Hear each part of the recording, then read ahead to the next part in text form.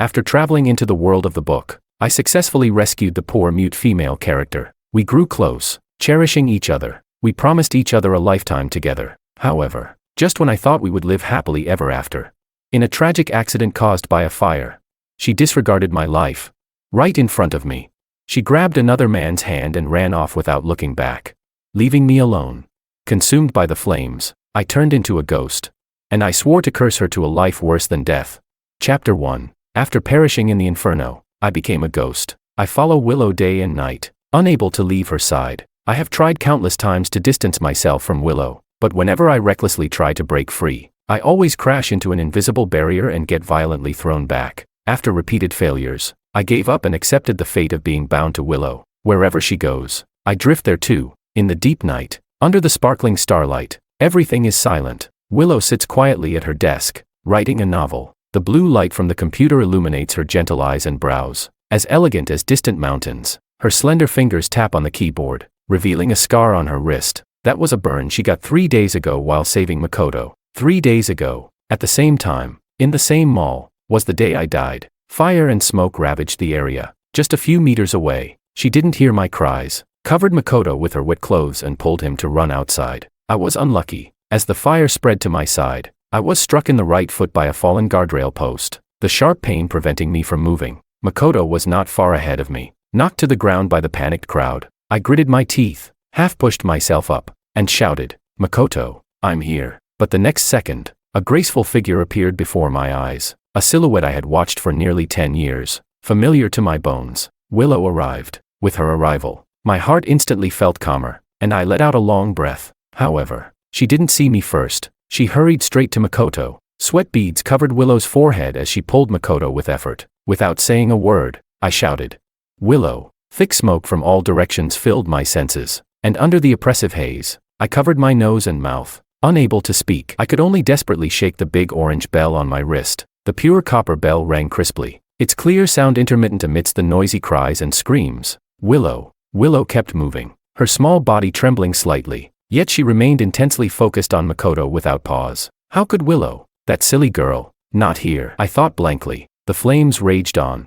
Another piece of the building fell, and I tightly held the bell, my strength gradually fading. The last image I saw in life was Willow pulling Makoto's gradually receding back. The fire spread, burning more fiercely. I don't know how long it was before my blurred vision was swallowed by smoke, and the world went completely dark. I tasted the salty moisture at the corner of my lips. Until death, I still held the bell. This bell was a gift she gave me on the day I was to study abroad. She smiled gently, her cheeks flushed, and tied this adorable kettlebell to my wrist with her own hands. Willow was mute. She couldn't speak, and she would awkwardly gesture to me. She said, "Don't look for another woman. If you miss me, shake this bell, and I will know that I'm always by your side." At that time, I laughed and said, all right, I promise." But are all of you in the literature department this innocent? I'm completely enchanted by you. However, after I returned to my country, we were never apart again. 3 days ago, Willow broke our promise for the first time. In my near-death experience, a cold, indifferent electronic voice echoed in my ears, "Host, do you regret it?"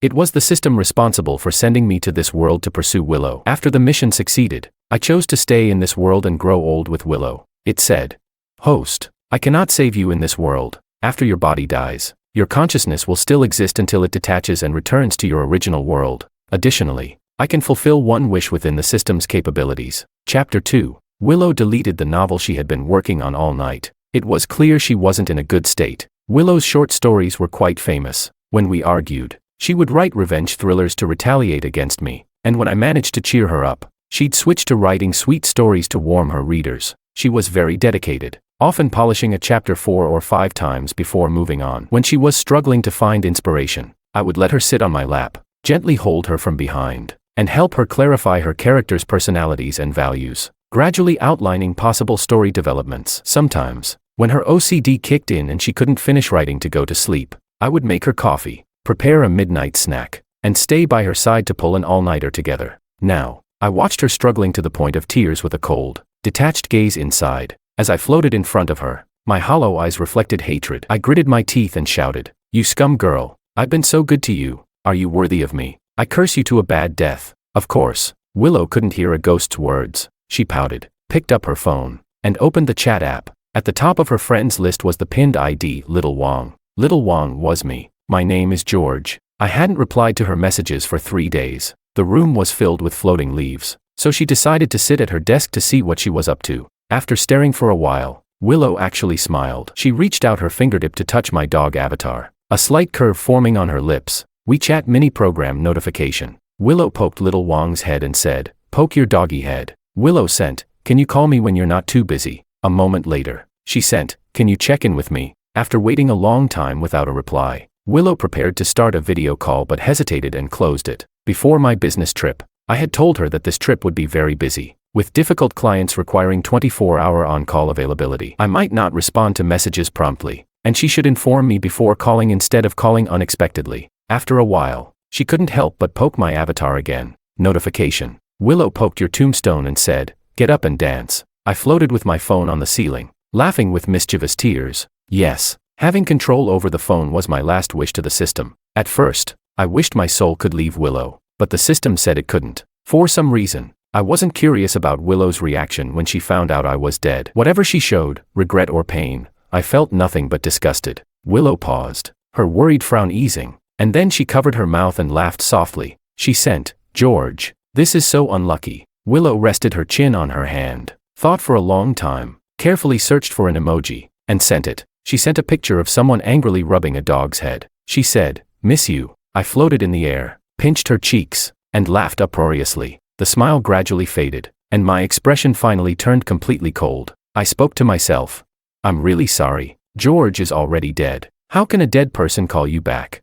Have you forgotten? I'm just 1 meter away from you, but you couldn't see me in your moment of life and death. I'm your boyfriend. Willow, I won't forgive you unless you die too." Chapter 3. This is the 4th day I've been forced to remain beside Willow as a ghost. Willow's life is very simple. She sends me good morning messages, writes novels, eats, sleeps, and sends me good night messages. Lately, her state has become increasingly restless and anxious, repeatedly editing and deleting her completed novels, leaving a pile of scrap drafts everywhere. Another night, Willow woke up startled from her sleep. I was sleeping peacefully until her movements woke me up, and I started cursing, wanting to drag her over to give her a good scare. The regret is that I can't touch anything. I'm speechless. I'm a ghost, and yet I can't find peace. Frustrated, I gritted my teeth and turned over to continue sleeping. I don't know if other ghosts need sleep, but I, George, definitely need sleep. Even in death, I must be the king of sleep. Willow lay hunched over the bed, perhaps having had a nightmare, breathing rapidly, her face pale, sweat beading all over her body. She couldn't speak, only gasping for air, her dim eyes showing a hint of loneliness. Willow sent, "George, miss you. My phone received her message once again. Willow wiped the corner of her eye, took out the photo of me from the bedside table, and looked at it for a long time before finally couldn't resist calling me. Beep beep. After a few rings, the call ended. No one answered. She held the hem of her dress, pacing back and forth in the room, her profile beautiful and captivating, but her eyes full of worry and confusion. Her youthful pupils sparkled, like a deep and bright lake with gentle ripples. Those eyes were still beautiful and charming, just like the first time I saw her, not changed in the slightest. I spent 10 years, pursued her for 10 years, until I managed to embed my shadow into those cold and detached eyes, so that when Willow looked at me, there was finally some warmth and tenderness in her gaze. I thought Willow loved me. Unfortunately, true feelings revealed at life and death moments, and years of growing affection couldn't compete with her long-held crush. Willow, oh Willow, how could you fail to notice me right in front of you? Is Makoto your only true love engraved in your bones? As long as he's around, you can no longer see anyone else. I, George, will forever remain just a supporting character. It's strange, being a ghost can still feel pain. The first time as a ghost, I didn't understand. I reached toward my heart, the place that once would beat passionately every time I saw Willow. Now empty, nothing left, only a handful of ashes. Chapter 4. Willow sends me messages every day, although I'm a ghost. Thanks to the system's backdoor, I clearly could return, but I choose not to. I find various ways to tweak the messages I send through WeChat's poke feature to tease her, floating around the room and having a blast. WeChat mini program notifications. Willow poked your wooden fish. George's good karma +1. Willow patted your ex's tombstone and lit incense. Willow poked our matchmaker's red string. Oops. Accidentally broke it. Willow's eyes drooped slightly as she stared at my changing messages, pondering for a long time before finally cautiously sending, "George, did I do something wrong? Damn it, I'm furious. Did I do something wrong? This scum girl is acting innocent.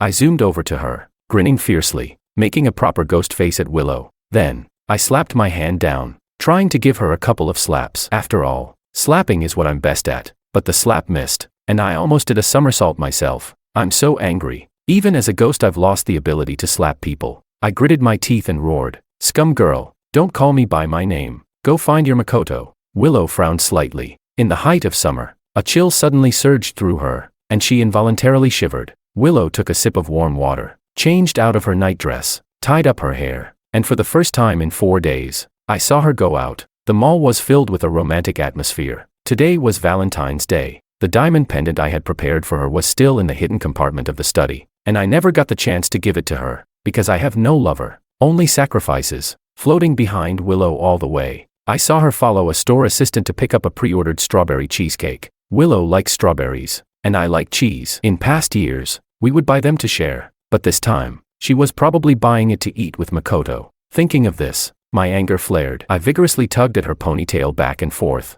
"You two scum. Eat up, it's fine if you both get food poisoning." Willow was oblivious, thinking the mall's cold air was too chilly. She frowned slightly. After carefully putting away the cake, she entered a men's clothing store. Due to communication barriers, Willow rarely went out, so today was unprecedented. A pang of sadness filled my hollow eye sockets. Willow was meticulously selecting items one by one, typing while gesturing to the store assistant, seemingly explaining Makoto's dressing style. So angry that I wanted to smash the store for her right there. I made a spitting face at the store, but all that came out was air. I quickly tried to quench my anger, missing the words on Willow's screen. She wrote, "Male, about 178 centimeters tall, very slim, fair skin, loves to laugh, likes blue, for a loved one.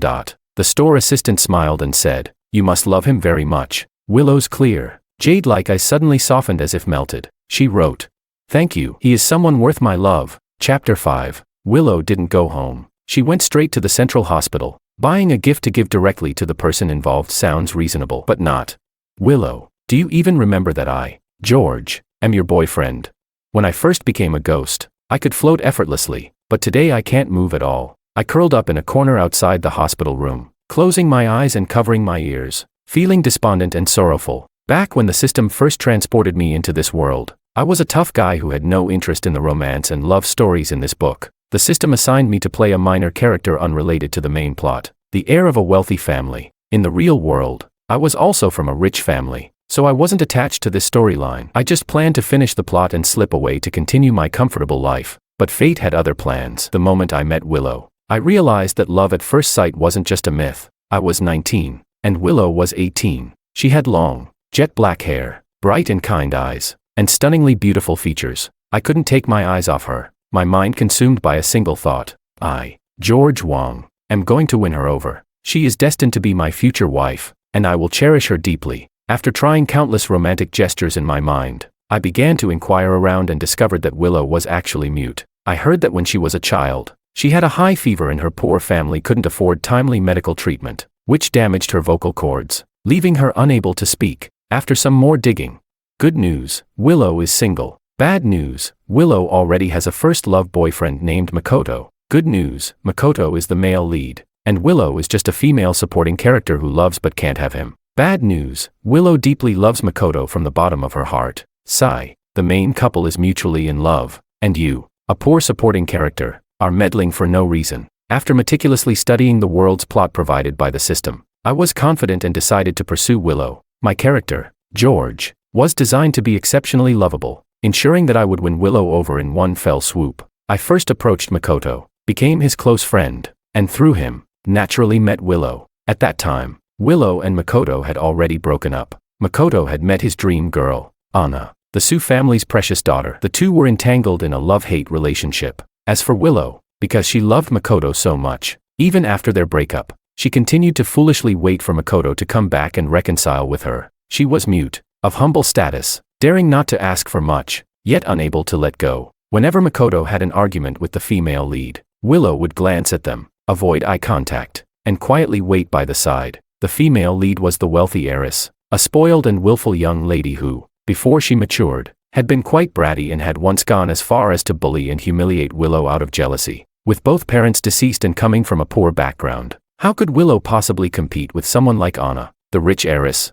She silently endured all the injustices, genuinely loving Makoto from her heart, never complaining once from start to finish. Ah, what a pitiable girl, loving so humbly and deeply. My first official meeting with Willow was at my birthday party. At that time, Miss Sue and Master Ito came to my Wong family home to attend my birthday celebration. Willow was set up to embarrass herself at the party. Anna deliberately sidelined Makoto, holding her wine glass high, sneering coldly. She said, "Willow, look at you, trying to be Cinderella, sneaking in to catch a rich husband. Have you thought about what would happen if you messed up Master Wong's birthday party? You'll regret it." The crowd surrounded Willow, gossiping and pointing fingers. The girl was dressed plainly, her figure thin, unable to speak up for herself, her eyes and eyebrows full of grievance. I was dressed impeccably. As they say, dress for the job you want, and this tailored suit made me look instantly sophisticated. I adjusted my hairstyle, straightened my watch, and thought to myself, with such a dashing look, Willow should be immediately flocking to me, begging me to take her as my girlfriend.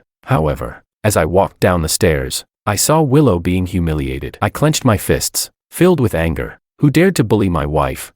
I loosened my blue tie, stood outside the crowd, and shouted, "What are you all doing?" Men and women approached to flatter me, but I ignored them all, pretending it was my first time meeting Willow. I walked up to her and politely asked, "Miss, who are you and what's your name?" Up close, I wanted to pick her up and take her straight to the civil affairs office. This girl was absolutely stunning, as beautiful as a fairy. Suppressing my excitement, I smiled and said, "I'm George." Willow was taken aback, nodding coldly. I was speechless. I took her hand enthusiastically and said, "I'm Makoto's friend." "You're Makoto's friend too, right? So, we're friends now." With Master Wong's favor, envious glances were cast towards Willow from all around. Anna's eyes glanced over me with a hint of malice as she sneered, "She's really lucky." Willow gently brushed my hand away, remaining calm, her gaze cool and detached, like water leaving no trace. Not moved by my overture, undeterred, I continued to introduce myself passionately. I said, "You can call me George. Willow, you're just my type. I like you." But Willow remained cold and distant, pulling out her phone to type a few words. "Hello, have you seen Makoto? I'm looking for him." She was worried about Makoto, constantly thinking about and missing him. I gritted my teeth, smiling even brighter. The party ended. Anna scoffed, "You've taken a liking to her." Our families were part of the same social circle, having known each other since childhood, though we were just acquaintances. I didn't hesitate to speak frankly. "Willow is going to be my future wife. If I hear you talking about her again, don't blame me for turning my back on you." Anna didn't expect me to be so direct. She snorted coldly. "Wife? Yeah, right. People like you. When you meet someone you like, you just play around with them. But, Master Wong, how does it feel to like someone who doesn't love you back?" I couldn't be bothered to argue with her, so I said, "When your clothes get wet, do you want everyone to get soaked? So, you're tired of being played by some other master and came to complain to me? Sorry, I don't have time to listen to your gossip." Not interested. In the first 18 years of Willow's life, Makoto was the only person who treated her well. They grew up supporting each other in the orphanage, and I could understand the bond and friendship between Willow and Makoto. I was envious, but not exactly jealous. Anyway, Willow's future would definitely include me. George, I was certain. I wanted her for the rest of her life. From then on, I embarked on a relentless pursuit of Willow. I specifically learned sign language for her, creating various chance encounters. Willow was an extremely shy girl, but that didn't matter. I was thick-skinned and persistent, perfect at clinging on. On New Year's Eve, Willow was all alone in her rented apartment. I knocked on her door, sneaking in when she wasn't paying attention. I barged in, shouting, "I'm starving. I'm starving. Hurry and wipe the table. I've brought a feast." "Willow, I like you. I think you were born to be my wife. What do you think?" "Willow, I can't stand seeing you with someone else." "Willow, what do you think of me? I'm confessing my love to you." Willow probably didn't expect that a rich young master like me would be so aggressive. As the clock struck midnight on New Year's, I used sign language to wish her a happy new year, a brilliant smile spreading across my face, reflecting in Willow's eyes. And so, I pursued Willow for several years, until a crisis hit the Wong family, and I was arranged to study abroad. At the airport, Willow pushed through the dense crowd, running with rapid breaths. The usually composed and detached girl looked particularly disheveled. Her eyes reddened as she tightly held my hand. She signed, "I like you too." Willow likes George. It proved that I had succeeded, I thought. If it weren't for that tragic fire accident, Willow and I would have been together for a long, long time, growing old together. Chapter 6. When Willow emerged from Makoto's hospital room, I was filled with resentment. puffing my cheeks as I desperately tried to blow cold air at her. Anna, pretending to be gentle and virtuous, softly said, "Thank you." Years had passed, and this green tea was much more restrained than before. After hesitating for a moment, Anna still felt uneasy and asked hesitantly, "You haven't wronged George, have you?" Willow remained silent, a hint of coldness reflected in her eyes as she signed. "No." Anna breathed a sigh of relief and smiled. "Where's George? Why didn't he come with you?" Just as Willow was about to respond, her phone in her pocket buzzed incessantly. She quickly opened the screen, a fleeting look of confusion and helplessness passing through her eyes. She gestured to Anna and hurriedly left. I should have been cursing Willow quietly in a corner, but as Willow left, I was forcibly pulled away, floating sideways. I cursed. "Damn it, I just cursed Makoto. Don't interrupt my spell." Willow approached a colleague who was traveling with me on the business trip. The colleague scratched his head and said, "George has already returned. He's on the same flight as me." Willow frowned deeply, her eyes rippling like a disturbed lake, revealing her inner turmoil. Her pale lips pressed tightly together. Her breathing suddenly became rapid. Willow took a deep breath and asked, "When did George return to City C?" Her typing fingers trembled slightly. The reply came, 4 days ago." Upon hearing this, Willow's face turned pale, her pupils filled with shock and confusion, frozen in place with her lips slightly parted. I held my forehead and stood in front of her, poking her head as I said, "Hey, I'm right here." I extended my hand, waving it in front of her, sneering.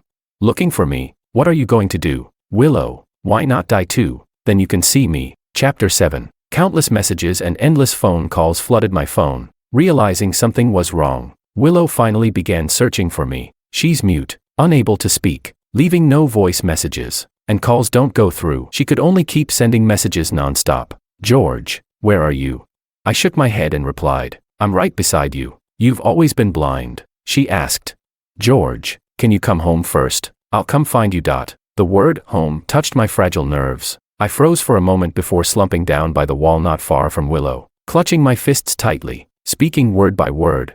"Willow, I can't come home anymore." Willow went to my company, my parents' house, any colleague or friend associated with me, any place she could think of, but she still couldn't find me. On the bustling city streets, Willow stood amidst the crowd, clutching her phone tightly, looking somewhat lost, as if she didn't know where to go. Her weary shadow stretched long under the streetlights, adding a touch of distant loneliness. Her eyes were bloodshot, looking utterly exhausted. After a day of running around, Willow returned home, having searched every corner, only to be disappointed once again. The entire house felt lifeless, unusually empty and quiet. Willow continued to contact me, gently poking my avatar. WeChat mini program notification. Willow poked your tombstone and said, "Your George's grave grass has grown 8 feet tall." She stared at the message for a moment before her fingers began to swipe upward, reviewing each change in my message suffixes. I lingered behind Willow, suddenly finding everything uninteresting, even losing the desire to scare her. I realized that Willow wasn't entirely indifferent towards me,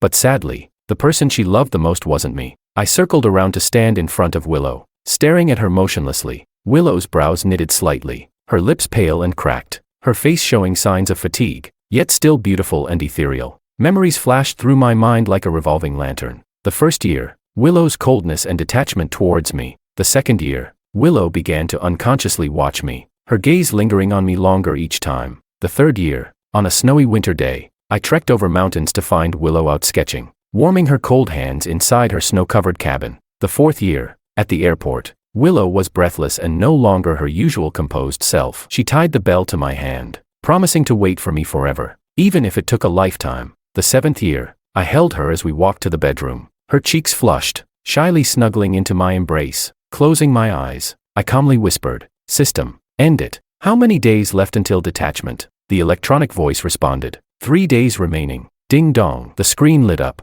I sent Willow a message using my phone, saying, "Let's break up. Willow, I'm finding someone else. I don't need you anymore." Suddenly, Willow's fingertips froze, her brows furrowing deeply, and her eyes, once 2 pools of autumn water, instantly turned into icy coldness. Chapter 8. Willow reported to the police. I was so furious I was bouncing up and down. I cursed. I said, break up. Can't you understand? Why did you call the police?" After filling out the report, Willow tightly held my photo and handed it to the officer, struggling to control her emotions. I could sense her agitation was quite intense. On the surface, she appeared calm, but internally she was on the verge of losing control. The police officer asked, You were able to contact someone to send you messages. Are you sure he's missing? Willow's eyes were bloodshot from exhaustion. She typed. George wouldn't break up with me. He must be in trouble. He's not safe right now. Please help him.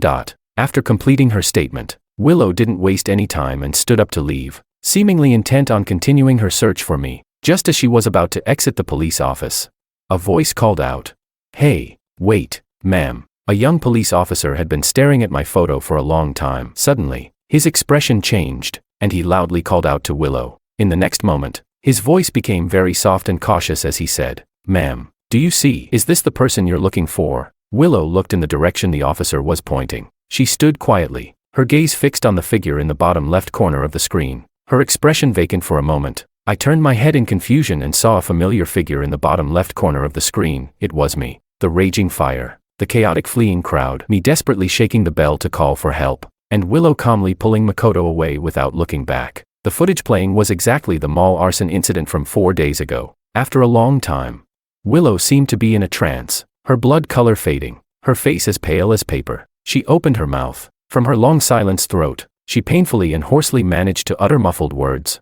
George. Her voice was sharp and unpleasant, like serrated edges cutting across a broken string, as if the entire world was trembling upside down with her. Chapter 9. Willow hadn't eaten or drunk anything, tirelessly searching for me in the ruins after the fire for a long time. I floated on her shoulder, making ghostly faces. Indifferent, I sighed. Stop looking for me, I'm already dead. She maintained her usual calm demeanor, asking everyone she met, have you seen George? Using her sharp and unpleasant voice, she struggled to articulate her words. My death couldn't be kept a secret any longer. Friends from before my passing rushed to pay their respects, and Anna, along with the discharged Makoto, arrived at the sealed-off ruins. I was speechless. What a lively scene, all here to pay their respects to me. My parents were the most heartbroken, crying so hard they choked on their sobs. Even Anna, who didn't get along with me, couldn't help shedding a tear. Only Willow didn't cry for me. The young girl's brows were light, and she stood quietly, her fingers beside her body drawing a few scratches. The frozen scabs mixed with fresh blood. Makoto looked remorseful and said, Willow, I'm sorry. Please don't do this. Willow turned sideways, tilting her head, and softly asked, have you seen George? Makoto was utterly shocked, incredulous, and asked, Willow, when did you learn to speak? Willow didn't answer his question. She lowered her brows and eyes, murmuring to herself, I haven't seen him. Her mouth opened and closed, her voice muffled and unclear, as if gravel was stuck in her throat. He's in pain, isn't he? George must be in a lot of pain. I came to find George and take him home, but I can't find him. Chapter 10. On the 7th day after his death, it was George's funeral. Willow didn't attend my funeral, coincidentally. I didn't want to hear the sobs and tears of those who loved me, nor did I want to see the cold disdain of those who hated me. So, I lay in bed, intending to take a deep sleep, when the system told me that after waking up, I could return to the real world. My body and mind gradually found peace, but unexpectedly, Willow stood by the bed, abruptly pulled back the covers, and without warning, lay down beside me. I glared angrily, instantly propelled myself into flight, and with a whoosh, I flew out. I was speechless. Hey, Willow lay on the side where I usually slept. She lay in my place, covering my blanket, shamelessly burying her head in my pillow, her fingertips repeatedly touching and stroking. I was dumbfounded and angrily scolded. Scum girl, even in the last sleep, you want to disturb my peace. Willow lay on her side, completely silent, her pale lips cracked, her face showing signs of fatigue, yet she remained beautiful and ethereal. Her head was buried low, holding something tightly in her palm, clenching her teeth, desperately trying to suppress her trembling lips, shouting my name. I floated to the edge of the bed, then looked away, finding it extremely ridiculous. I said, Willow, what is this? Repentance? Better late than never. Moreover, even if we do it again, you'll still make the same choice. Admit it, you're just a scum. Muttering the conclusion to myself, I felt inexplicably sorrowful. At least, I was about to be liberated. George would be reborn, and in the new life, Willow would no longer exist. Willow was sleeping restlessly. After lying for a while, she got up to the kitchen and made a plate of dumplings, which I had made in a mangled way before going on the business trip. I was forced to follow her to the kitchen, feeling confused for a moment. Suddenly, I remembered the time we quarreled. That day of the winter solstice, I had impulsively left work early, wanting to create a small romantic gesture by making her a plate of homemade dumplings. However, I ended up cooking them too badly, turning them into an inedible mass. She looked at the unappetizing thing, hesitated to pick up her chopsticks, I was enraged. These were dumplings I had made step by step, mixing the filling, seasoning, rolling the dough, wrapping them, and cooking them one by one. Not eating a single bite was too disrespectful. Where could I place my own pride? In a fit of anger, I directly fed the cooked dumplings to the neighborhood stray dog. I gritted my teeth. I feed the dog but won't feed you. But, damn it, the dog wouldn't eat too. After smelling it, the dog just shook its tail and walked away. I was furious. Willow brought the dumplings back, signing, "I eat them." My thoughts returned. Willow served 2 plates, even calmly placing my chopsticks and bowl on the dining table. She slowly ate the cooked dumplings, one by one, as usual, smiling at the empty seat across, saying, "George, delicious." Feeling complicated, I gritted my teeth. "You're crazy." Willow washed the dishes, staring at the phone on the table, her gaze lingering on our conversation for a long time. After focusing for a long time, the young girl suddenly smiled gently and said to the direction where I was in the air, "George, you've always been by my side, right?" I was startled, instinctively jumping behind the sofa. Willow was picking her fingers, staring blankly ahead, the atmosphere immersed in sorrow. She looked up and smiled, dryly saying, "George, wait for me." Chapter 11. I slowly backed away, trying to get as far from her as possible. Urgently calling the system, I asked, System, can I leave?" The system replied, "Detected that the host has been dead for 7 days. Now initiating detachment." A cold electronic voice started a countdown. 3, 2, 1, beep. Willow sat with her head down, completely quiet. I gave the young girl one last glance, turning away without any attachment. In an instant, the cold aura surrounding Willow suddenly vanished. She quickly raised her eyes, her pupils full of tears. She shouted, "George." She suddenly stood up and lunged forward, waving her hands into the void, desperately trying to grab something. "George." Willow's chest heaved, her throat hoarse. She vomited a mouthful of blood, staining her white dress. After a while, the young girl's clear, moist eyes finally faded into silence. That evening, at a detached villa in the suburbs, the house was engulfed in flames. Inside the smoke-filled house, Willow tightly held the pendant in her palm, as if she were clutching George tightly. "George, wait for me." Opening my eyes again, I smelled the scent of disinfectant. In the hospital room, a woman was smiling at me, telling me she was my wife. I rubbed my slightly aching temples, having no memory of her. Understanding the woman's meaning,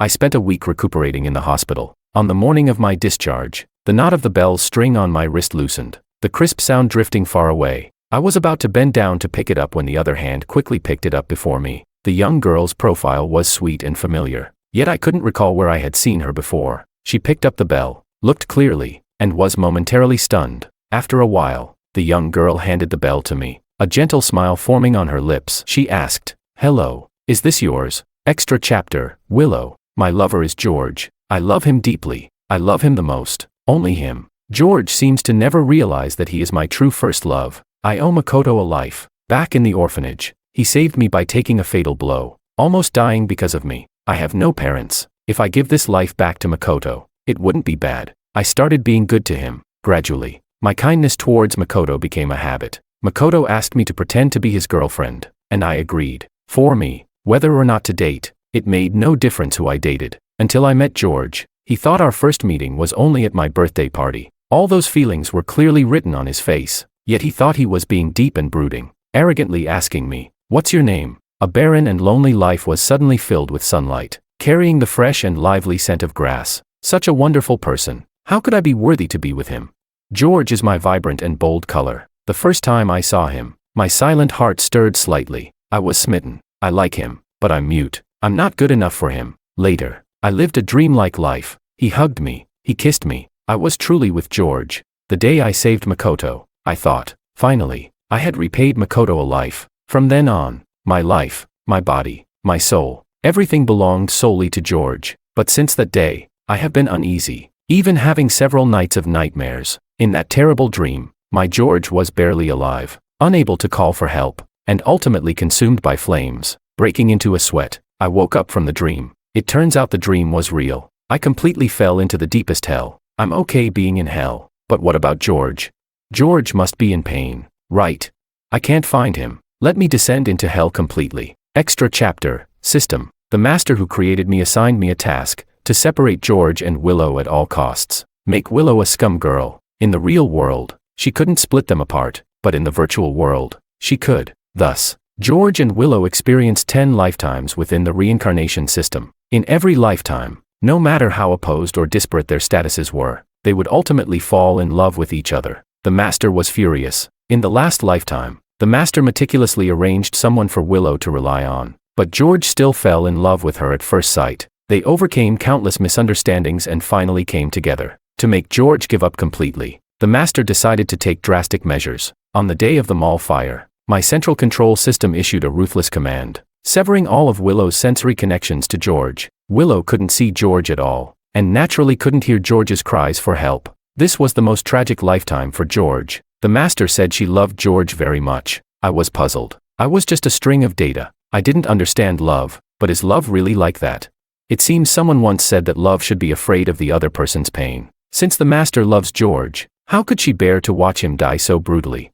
The plan succeeded. George's love for Willow began to crumble due to his brutal death caused by betrayal. I separated them. The task was fully accomplished. That night of the raging fire, I watched Willow choose to end her life, desperately searching for her George. For the first time in my data stream, meaningless gibberish appeared. Back in the real world, I hovered in midair. George was discharged from the hospital, with the Master by his side. Willow appeared at another door of the hospital. They stood on opposite sides, about to miss each other. The built-in data stream began to show incomprehensible gibberish again, beyond scientific calculation. Driven by fate, I exhausted my last bit of energy, directing it towards George and Willow's bells. The knots untied. Emotions began to stir. George, my little Master, I wish you happiness. I wish you no longer suffer.